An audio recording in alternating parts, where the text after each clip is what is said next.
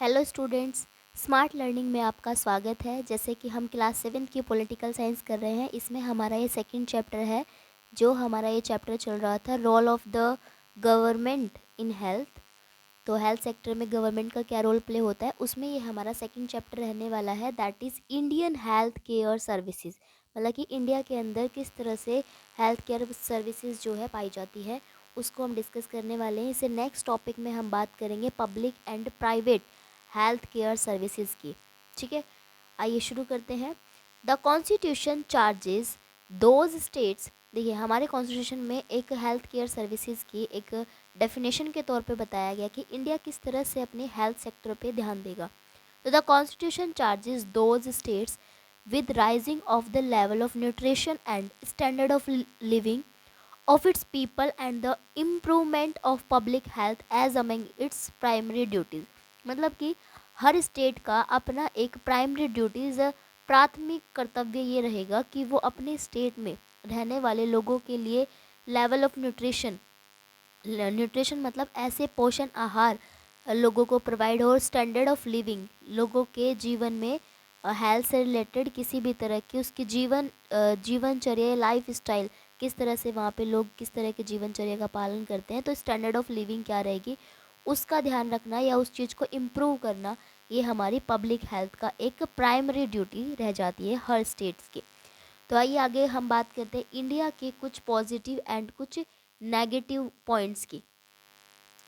देखिए, duties to the rising level of health facilities in India. मतलब जैसे भारत के अंदर हेल्थ फैसिलिटीज़ का जिस तरह से इंक्रीमेंट होता जा रहा है डे बाय डे, उसके चलते a number of medical tourist are coming to India for different treatment. देखिए, इंडिया के अंदर जो है जो मेडिसिन मिलती है वो भी कम कॉस्ट पे मिलती है, और साथ ही साथ जो ट्रीटमेंट दूसरे देशों में काफ़ी महंगा, या मैं बात करूँ जो हमारे ऑर्गन्स होते हैं, हमारा कोई भी शरीर का पार्ट होता है, वो मतलब कि प्लांट करवाने के लिए या ट्रांसप्लांट करवाने के लिए जितनी कॉस्ट हमें दूसरी कंट्रीज़ में, या मैं बोल सकती हूँ कि रिच कंट्रीज़ में अगर हम जाते हैं तो वहाँ पे इसकी हाई कॉस्ट पे करनी पड़ती है। लेकिन वही काम ईज़िली जब इंडिया में किया जाता है तो वो ईज़िली हो जाता है, और वो भी कम कॉस्ट पे। तो कोशिश करते हैं कि, तो इस टर्म को समझिएगा, मेडिकल टूरिस्ट क्या होते हैं। मेडिकल टूरिस्ट उनको बोलते हैं जो कि इलाज के प्रोस्पेक्टिव से इंडिया के अंदर आते हैं, जैसे इंडिया में एक इनकम जनरेट हो जाती है और साथ ही साथ जो मेडिकल अपना करवाने आते हैं उनका ट्रीटमेंट भी हो जाता है। तो ये मेडिकल टूरिस्ट जो है आजकल लार्ज स्केल पे इंडिया की जो हेल्थ फैसिलिटी, या मैं बात करूँगी जो भारत की हेल्थ फैसिलिटीज़ है उसके इंक्रीमेंट की वजह से ये सारी चीज़ें इंडिया में देखने को मिल रही है। और अगर हम इसका परसेंटेज वाइज एक रेशो देखें, the rate of arrival of medical tourist in India has increasingly by 25% day by day. और डे बाई डे देखें तो 25% का इसमें इंक्रीमेंट हो रहा है कि किस तरह से मेडिकल टूरिस्ट जो है दिन प्रतिदिन बढ़ते जा रहे हैं इंडिया के अंदर। तो नेक्स्ट देखिए, इंडिया के अंदर और कौन कौन सी फैसिलिटीज़ है हेल्थ से related. There are national health policy in India. India के अंदर एक राष्ट्रीय स्वास्थ्य नीति है जो कि एंडोर्ड की गई थी पार्लियामेंट के द्वारा 1983 1983 में। It aims at improving the general health condition of the people bye means of providing health care centres, dietary suggestions etcetera. और जिसका क्या उद्देश्य है कि भारत में रहने वाले लोगों की जो आम हेल्थ का स्थिति होती है उसमें सुधार करना, और उनको एक जो नॉर्मल जो भी हेल्थ की कंडीशंस प्रोवाइड करवानी है, या हेल्थ केयर सेंटर्स ताकि इजीली अवेलेबल और लो कॉस्ट पे, क्योंकि पब्लिक की बात कर रही हूँ तो लो कॉस्ट पे भी प्रोवाइड हो जाए।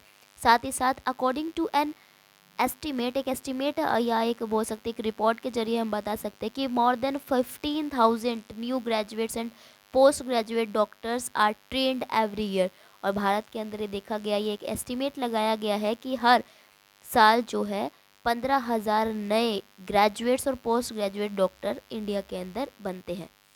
साथ ही साथ development and availability of better health care facilities, और साथ ही साथ भारत में जो हेल्थ केयर फैसिलिटीज़ है उसकी अवेलेबिलिटी भी हो पा रही है अभी, और डेवलपमेंट के ऊपर भी गवर्नमेंट काम कर रही है, एंड रिडक्शन ऑफ पॉवर्टी।